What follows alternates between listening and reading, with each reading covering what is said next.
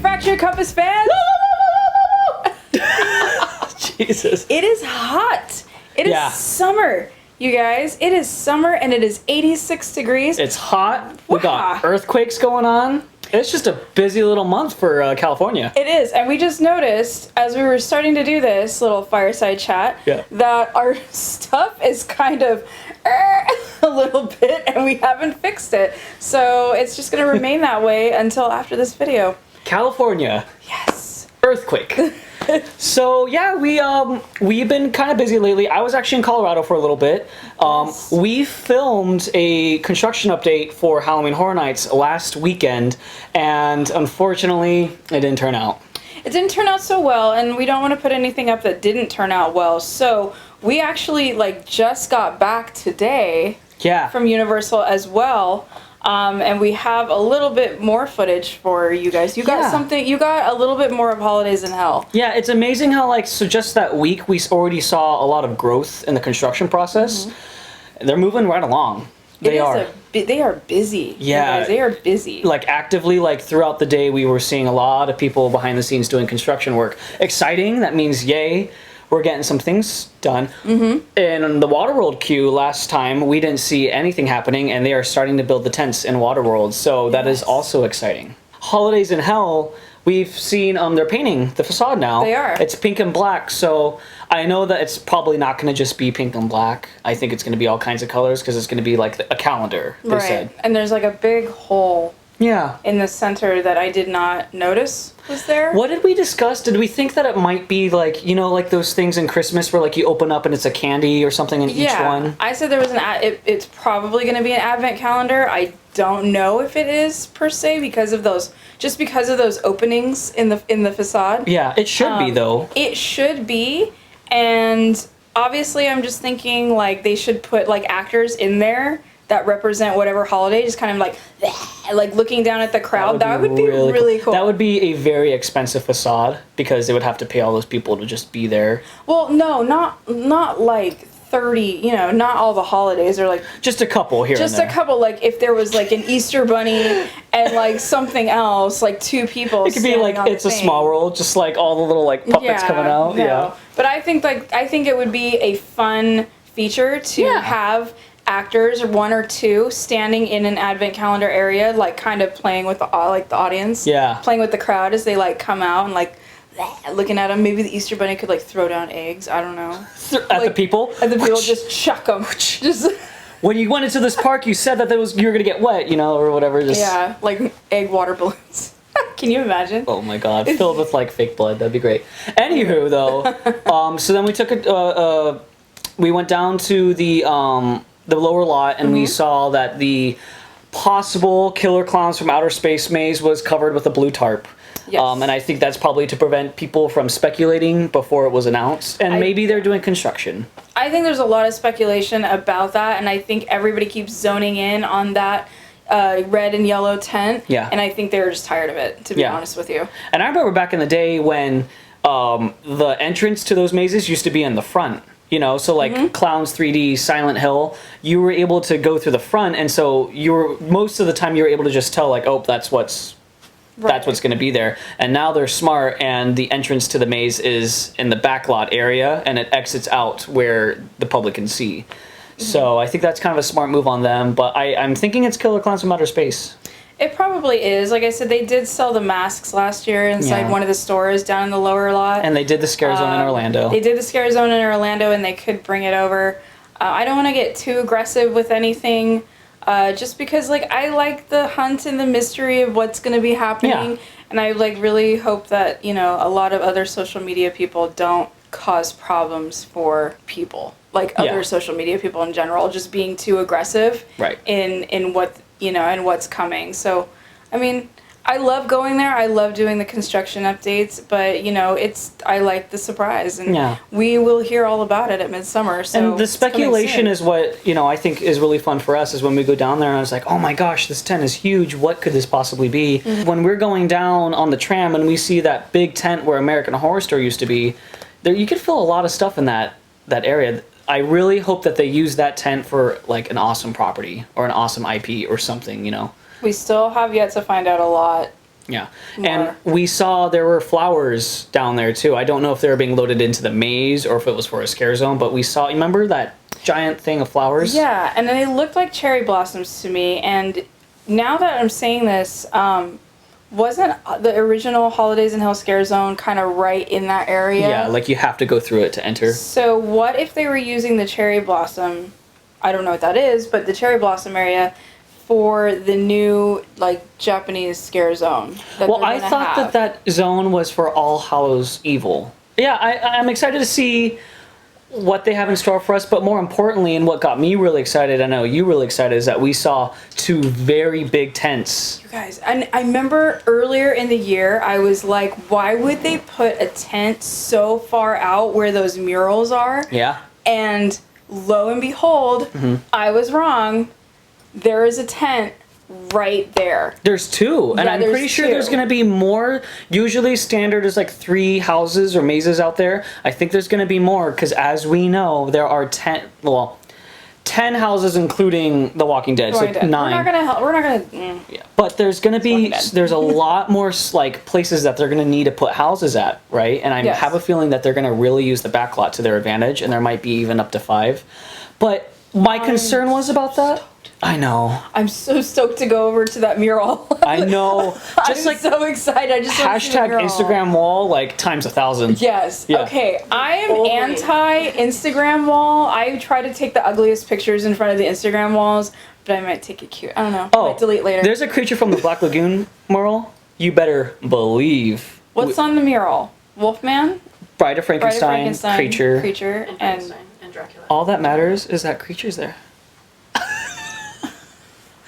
Creature from the Black Lagoon. Wolfman. Creature! Wolfman. Wolfman's cool. Is the Wolfman? Yeah. Yeah.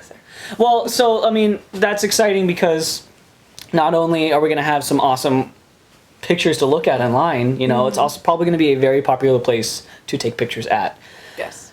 I think my big concern about when they were saying that there's going to be 10 houses this year was that, well, if they're going to do 10 houses, that means we're going to get, you know, super small houses. And so far, every tent that we have seen so far has been huge. Yes. But that also brings up another fear, and I know we both kind of have the same fear, is, okay, well, these houses are going to be big.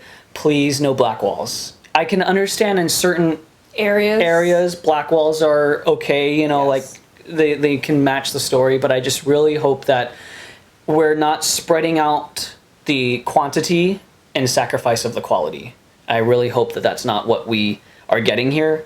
Yes, that's Judging fair. by how big each tent is, though, that I've seen so far, it gets me excited. Like, okay, at least we're getting substantial houses. I just really would like there to be a little bit more sets instead of black rooms. If there's 1 or 2 tents that have black walls, Yeah. I might be okay with it. If it is Killer Clowns from Outer Space, which we don't know if it is, but if it is, there should be no black walls. Like anywhere in that maze, I feel, because it's so bright. Like, Yeah. It's a bright movie. Yeah. And you can go on the spaceship, and you can go into this town, That's very the true. city, and you can capture people. Like, there's just no need for any black wall in there. If if there's another maze that needs a segmented, Like Insidious. I'm okay with it. Like an Insidious, or like, let's talk about Trick or Treat last year.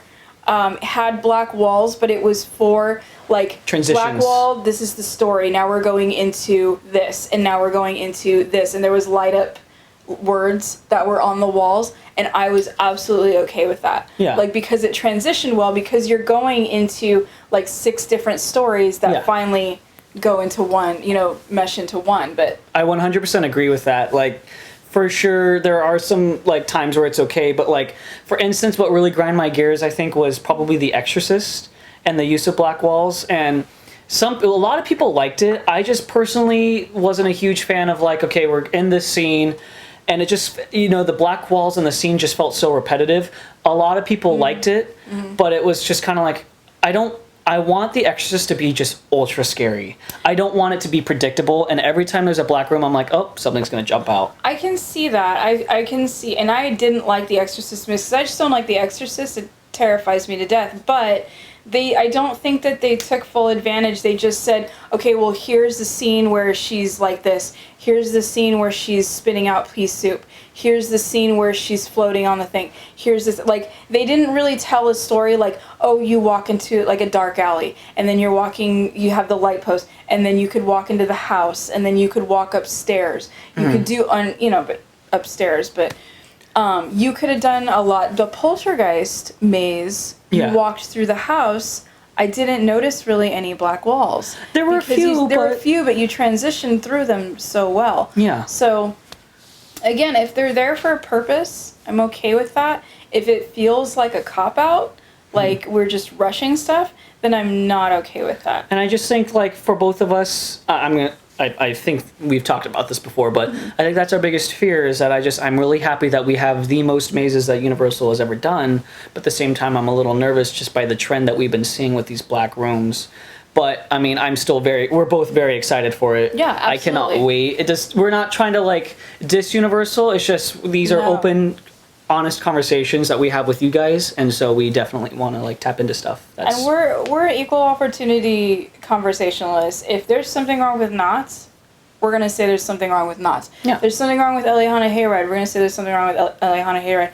We don't dislike or like anyone any better. We go into, I think, Halloween going, here's all the events that are happening, and there are very much hit and miss years in different events. So we just go in and we go, you know what, we paid this amount, is it worth it? Yeah. You know, was it worth, Universal Studios Hollywood is a very expensive ticket. It's almost, if you want front of the line, you're almost paying $200.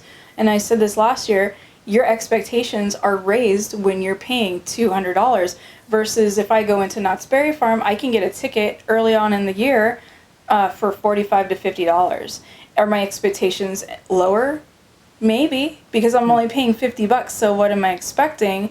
Even though, like, I love Knott's, there are hit and miss years with Knott's as well.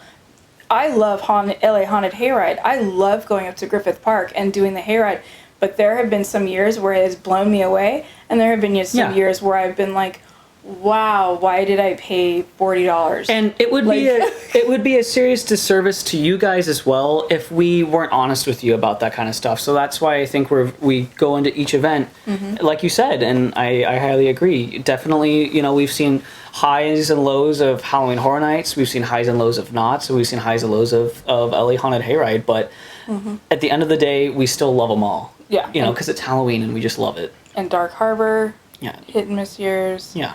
I think we'll spread our wings out a little bit more this season, so you guys will be seeing a lot more stuff. Because there are, the major SoCal attractions, but there are some little ones that, like, people... Incredible. That, you pay $5 to go in, and you're like, wow. Blow your mind, Because you can tell that they put, like, their heart and soul into some of the things that they do. And I think that's another big thing as well. It's just, like, you don't have to spend couple $100s to have fun at Halloween. We want to show you guys all the things you can do on a tight budget, and we're fortunate enough to be able to do those more expensive Halloween events, but that doesn't mean that you can't have fun on Halloween and have to waste your entire budget because you want to have fun. Right. And I'm so looking forward to this season because like Mike said, well, actually Mike said this in the last vlog, but we didn't play that video. So, it's okay. Say it. Yeah. If you guys don't know, I will not be going back to Scary Farm this year because I do want to put my heart and soul into the channel. And I do want to go to these events, and I do want to enjoy them and report on them for you guys so that you guys can tell if it's worth it or not to go out there and do something. As you guys know, last year I was by myself, and I wanted to be able to just do all these different Halloween events, and we did our best, but unfortunately, I work really long, not long, but I work almost 3 12s, 4 10s, and so it's hard to cram in Halloween stuff this year, but we've requested time off of work and have made it work, so we're going to be giving you guys a lot of Halloween content, and you guys are going to get Breathe this year as well, along with me, and I think I'm excited. So, I'm excited too. I'm just going to be going crazy, you guys. It's just throwing up content at you guys. Money is going into Halloween, and I think, You know, we're gonna be hitting up Reign of Terror. We're gonna be hitting up 17th Door. Aren't you going We're to gonna be- Winchester too? Possibly. I don't want to really say that's on the table yet because I need to see. It's on our minds. It's on our minds, and it's floating out there. Like a ghost. But I need to see certain schedules before I commit to that because I don't want to go out to San Jose by myself. Yeah. So I'm excited for Halloween Horror Nights this year. You know, 10 mazes, technically 9. It's going to be exciting. It's the most they've ever done. I'm excited to see where they're going to be putting the mazes and all the properties that they have yet to announce. Overall, the scare zones, I'm definitely not like super charged about it, but I'm not, you know, unhappy with what they've announced. I just am excited to see. Usually, though, for scare zones for me at Halloween Horror Nights, it's not the strongest suit. We did get tickets for the fan preview night. Mm-hmm. Well, I did. We kind of have to wait and see if Bree's going to be available with her schedule to do that. And if so, awesome. If not, then we will just go another night with Bree. That way you guys can have her there as well. We'll most likely be going probably like the 13th, like the next day. Yeah, I'll just pull like a 2-for-1, which I'm totally fine with. But yeah, we got tickets to the fan preview night, so very excited to show you guys that. There's a lot of dog hair. Mm-hmm. And with that being said, always be ready. Because you never know where your compass will take you. Bye! Get him ready. Get him. Fur beast. Fur beast. Oh, she looks like the, you look like the werewolf from American Werewolf London. Ooh. You look like the puppet.